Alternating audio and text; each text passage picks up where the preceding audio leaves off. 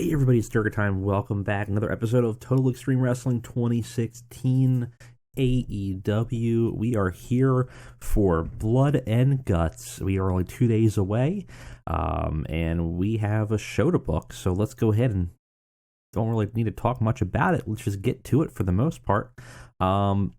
Still thinking about doing another show. Not sure if it makes sense for us or not. We are financially stable, but not by much. Well, we're making some profit, but we're not making boatloads. But I was thinking of doing that 1 hour, like not a B show, but like a third hour A show. Not sure yet. Let me know what you guys think, if you think it would be worth it to do. It's tough to say because we already have Dark as a B show, so I don't know if we need a second B show, right? But almost maybe doing like a brand of like a brand shift. I've never really done a brand split.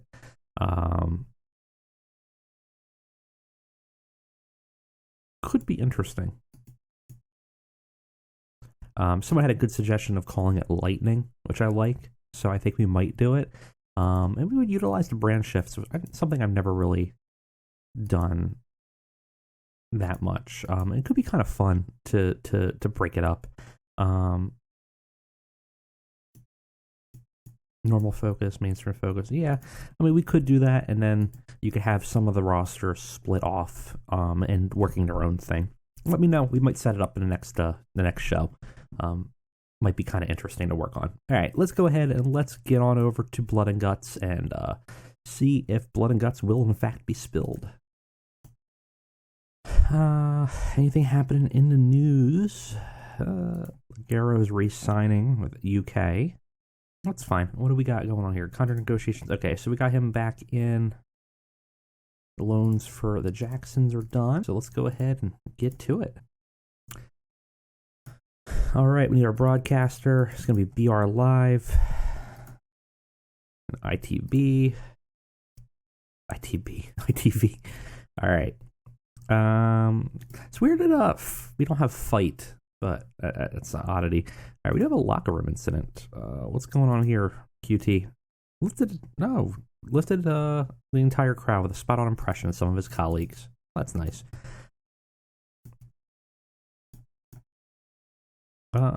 Let's try that.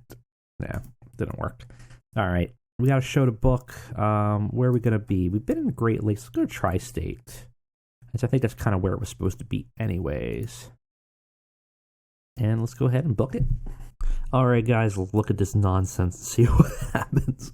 We got 3 pre-show matches, a whole bunch of segments. We're at 1 minute prior to maxing out our entire show. Oh, God, this thing's going to be a disaster. Let's see it. So we start off with a women's battle royal. We'll just get everyone on the card. Actually, it's not that bad. It's better than I thought it was going to be. We give a big win to Awesome Kong, kind of positioning her as a new dominant powerhouse. Final 4 with Sabi Gibbs, Emi Sakurai, Riho. Overall, not bad. Starts off fine, I think. Awesome Kong was off her game, though, unfortunately. But what are you going to do? Our next pre-show match is pretty good. It's our work the crowd match. We give MJF and Spears, who aren't on the card, opportunity to get a win against the Hybrid 2. And not much to say about it. It's pretty decent. C- is not horrendous for us. And we kind of build up the dynamic again for MJF and Spears. And we have our Cracker Barrel Clash hardcore match between Jimmy Havoc, Joey Janela, Sami Callihan, and Wardlow. Sami Callihan defeats them. Ends up defeating Wardlow by pinfall. Sammy definitely carried, not by that much, though. Wardlow and Jimmy are both improving. This could have been better, but it's not horrendous. We get everybody on the card, so that's kind of the purpose of it. And we give Sammy, who just debuted, a pretty significant win on the pre-show. we start the show with a much worse performance. Butcher and the Blade versus Jurassic Express. Butcher and the Blade defeat Jurassic Express in 11 minutes. Luchasaurus looking a little bit better in his performance, just a little bit. So thankfully the stats worked out for him over there. We still need to figure out how to make him look strong. He might need to be just exclusively in like brawling based matches or something. 39 for Lucha, 42 for Jungle Boy, 39 for Blade, 37 for Butcher. Butcher and the Blade do defeat them. It's fine. We ended the storyline with that. Afterwards, the Butcher tries to remove Luchasaurus' mask as a trophy. Jungle Boy and Marcus Stunt end up freeing him and they escape. So we could continue it if we want to. I'm probably going to move on to something else, though. So I just ended the storyline. If we decided we want to go through with it somewhere else, we can. But Lucha gets a big loss. And Butcher does not get his trophy, but does get the win. We have a 4-way tag team elimination bout that is actually for the number 1 contendership for the AEW tag titles. The tag titles are held currently by the Young Bucks, but since one of the Bucks is in the Blood and Guts match, cannot be competed for at this show. So we have the newly debuted FTR, Santana Ortiz, SCU, and Private Party. Decent wrestling, but little heat. FTR does defeat them. First eliminates Private Party, then Ortiz, and then SCU. Daniels head and shoulder above everybody else, certainly. We need to move him out into a singles competitorship at some point. Wow, I cannot talk today.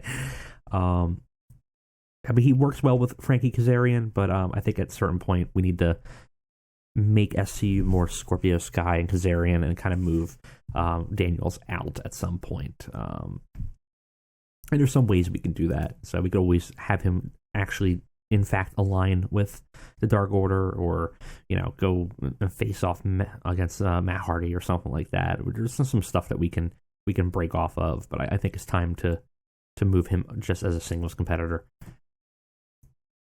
We have our women's division match. Nyla Rose as the champion versus Akira Shida. Shida defeats Nyla Rose in 12 minutes by submission and wins the women's title. Now, Shida's actually a worse in-ring performer, which is interesting. So Nyla Rose is at 49. Shida's at a 43. We do gain heat for this. For the storyline, it's fine. It's about what we would expect. Shida celebrates her win afterwards, and it does pretty okay. Great. Wow. Ooh. Whoa, boy. Oh, man. That's a match. We have the Death Triangle. Wow, I really can't talk. Death Triangle today. We did form them. I decided I didn't really have anything really significantly good for Pac to do right now story-wise, so make him part of his stable. Maybe we'll spark some creativity, have something interesting for him. Versus the Best Friends and Orange Cassidy. The Death Triangle do win. Pac defeats Chuck Taylor by pinfall. Pac is better than everybody else by a mile. Trent's looking very stale. Great performance of Pac really stood out. Might have to change Trent's gimmick at some point. It seems like it's worn out here. Overall, not bad though. B72, B- is, I think, a better match than we normally have. It's gonna be better in the main event. I'll tell you that for certain. Afterwards, Pac announces the official formation of Death Triangle. It doesn't do as well. It's not as good of a talker, so it's kind of what you would expect. We have for the Shockwave title, Sammy Guevara versus Darby Allin. Sammy does retain and defeats Darby Allin in 11 minutes with a roll-up pinfall.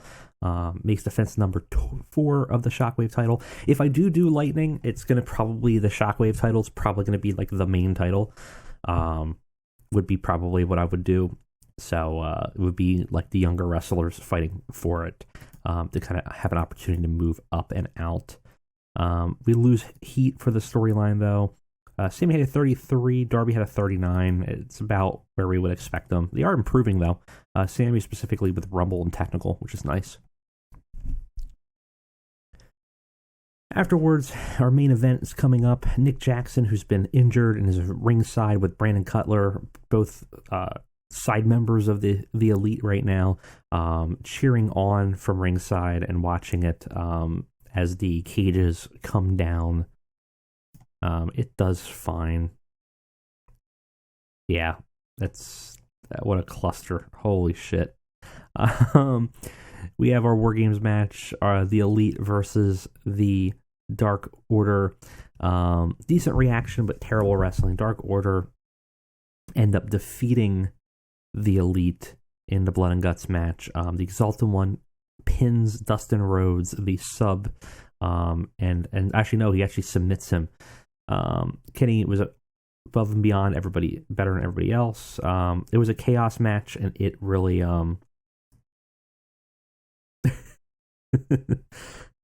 oh boy. Let's dive into this Road Agent notes. The chaos helped hide how bad everyone was performing, which is great. We did have 2 workers at limited involvement. We got penalized for crazy matches in quick succession. Didn't sit well with the crowd.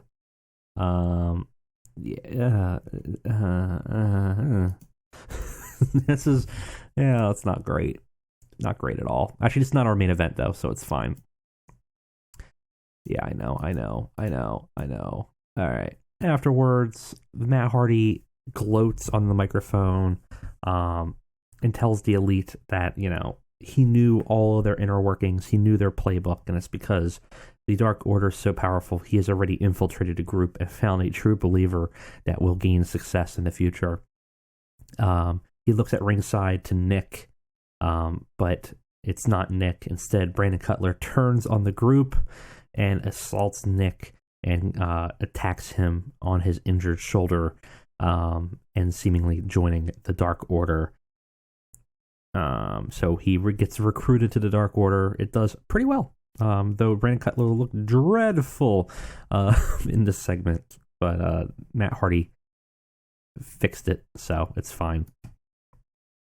In our main event, we have, in a cage match, Jon Moxley versus Jake Hager. Nowhere to go.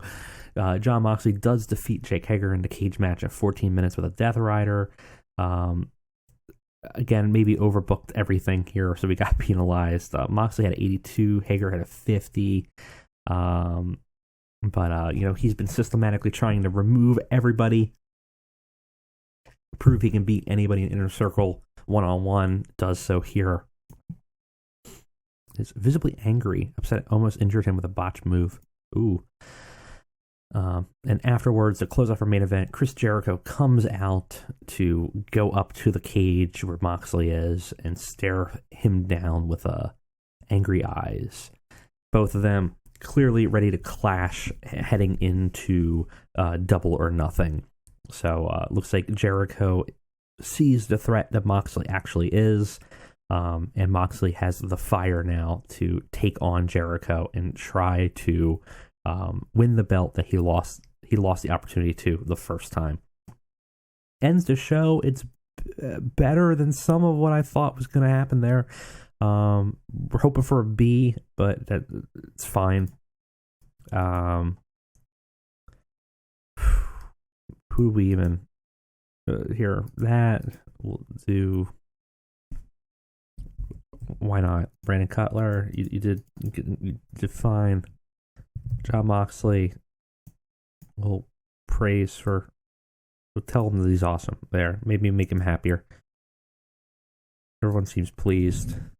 We might have to give Moxley a bonus just to not freak out over that botch.